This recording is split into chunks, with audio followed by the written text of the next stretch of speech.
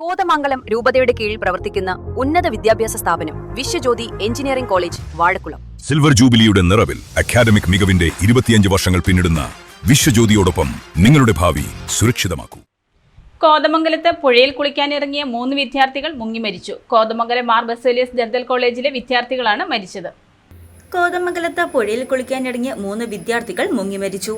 വടാട്ടുപട പലവൻപടി പുഴയിൽ കുളിക്കാനിറങ്ങിയ തിരുവല്ല സ്വദേശി ബിയോൺ, തിരുവനന്തപുരം സ്വദേശി ഹരീഷ്, കോട്ടയം സ്വദേശി അതുൽ എന്നിവരാണ് മരിച്ചത്. കോതമംഗലം മാർ ബസേലിയസ് ഡെന്റൽ കോളേജിലെ വിദ്യാർത്ഥികളാണ് മരിച്ച 3 പേരും.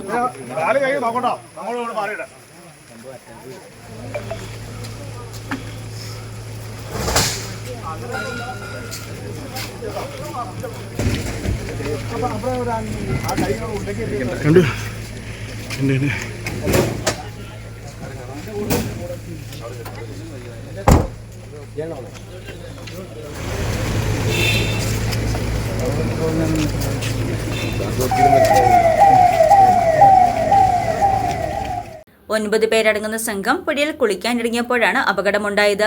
3 പേരെയും കോതമംഗലം ഫയർഫോഴ്സ് എത്തി കരയ്ക്കെത്തിച്ച് ആശുപത്രിയിൽ പ്രവേശിപ്പിച്ചെങ്കിലും ജീവൻ രക്ഷിക്കാനായില്ല. അപകടം പതിവായി ഇവിടെ മുന്നറിയിപ്പ് ബോർഡുകൾ സ്ഥാപിച്ചിട്ടുണ്ടെങ്കിലും ആളുകൾ ഇത് അവഗണിക്കുകയാണെന്ന് കുട്ടമ്പുഴ പഞ്ചായത്ത് വൈസ് പ്രസിഡന്റ് എൽദോസ് ബേബി പറഞ്ഞു. കുട്ടമ്പുഴ പഞ്ചായത്തിൽ വടാട്ടുപാറയിൽ പലവമ്പുഴ ഭാഗത്താണ് ഇപ്പോൾ ഇന്ന് കോതമംഗലത്ത് ബസേലിയസ് ഡെന്റൽ കോളേജിൽ നിന്ന് വന്ന 9 അംഗ വിദ്യാർത്ഥികൾ, അതിൽ 3 പേരാണ് ഇന്ന് വടാട്ടുപാറ പലവമ്പുഴയിൽ പോയത്. ഒരാൾ വെള്ളത്തിലേക്ക് പോകുന്നത് കണ്ട് രക്ഷിക്കാനായിട്ട് 2 പേർ കയറി പിടിച്ചതാണ്. അങ്ങനെയാണ് 3 പേർ വെള്ളത്തിൽ പോയിട്ടുള്ളത്. ഇപ്പോൾ 20ഓളം ആളുകൾ ഈ പലവമ്പുഴയിൽ ഇവിടെ വെള്ളത്തിൽ പോയി മരിച്ചിട്ടുള്ള സാഹചര്യമുണ്ട്. നിരവധി അപകടങ്ങൾ ഉണ്ടാകുന്ന ഒരു മേഖലകളെയാണ്. പക്ഷേ ടൂറിസത്തിന് വലിയ സാധ്യതയുള്ള സ്ഥലം കൂടിയാണ്. അതുകൊണ്ട് നിരവധി ആളുകൾ ഇവിടെ സന്ദർശിക്കുന്നുണ്ട്. പക്ഷേ നിരവധി ബോർഡുകൾ വെച്ചിട്ടുണ്ടെങ്കിലും പുഴയിൽ പോകരുത്, അപകടമുണ്ട് എന്ന് കാണിച്ചുകൊണ്ട് നിരവധി ബോർഡുകൾ വെച്ചിട്ടുണ്ടെങ്കിലും പല ആളുകളും വന്ന് ടൂറിസ്റ്റുകളായിട്ട് വരുന്നവർ അത് ശ്രദ്ധിക്കാതെ വെള്ളത്തിൽ പോകുന്ന അവിടെ വെള്ളത്തിൽ ഇറങ്ങുന്ന ഒരു സാഹചര്യം നിലവിലുണ്ട്. അപ്പോൾ തീർച്ചയായിട്ടും ഫോറസ്റ്റിൻ്റെ അധീനതയിലുള്ള മേഖലയാണ്.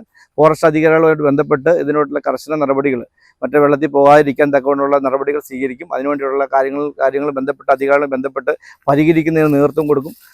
ഇനിയാണെങ്കിലും ഇവിടെ വരുന്നവർ ടൂറിസ്റ്റുകൾ വെള്ളത്തിൽ ഇറങ്ങാതിരിക്കാനുള്ള ശ്രമം ഉണ്ടാകണം. മരിച്ച വിദ്യാർത്ഥികളുടെ മൃതദേഹങ്ങൾ പോസ്റ്റ്മോർട്ടത്തിന് ശേഷം ബന്ധുക്കൾക്ക് വിട്ടു നൽകും. News desk Muvattupuzha news.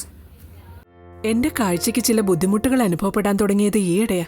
ആദ്യം ടെൻഷനായി. മകളാ പറഞ്ഞത് അഹല്യയിൽ പോകാൻ. അഹല്യയ്ക്ക് 30 വർഷത്തെ പാരമ്പര്യവും വിശ്വസ്തതയുമുണ്ട്. അഹല്യയിലെ വിദഗ്ധരായ ഡോക്ടർമാരുടെ ചികിത്സ കൊണ്ട് എനിക്ക് എന്റെ കാഴ്ചശക്തി പൂർണ്ണമായും തിരിച്ചു കിട്ടി. ഇപ്പൊ എനിക്ക് ഈസിയായി വായിക്കാം. നേത്ര സംരക്ഷണത്തിന് നമ്മുടെ Ahalya. Ahalya foundation eye hospital, കേരളത്തിൽ എല്ലായിടത്തും.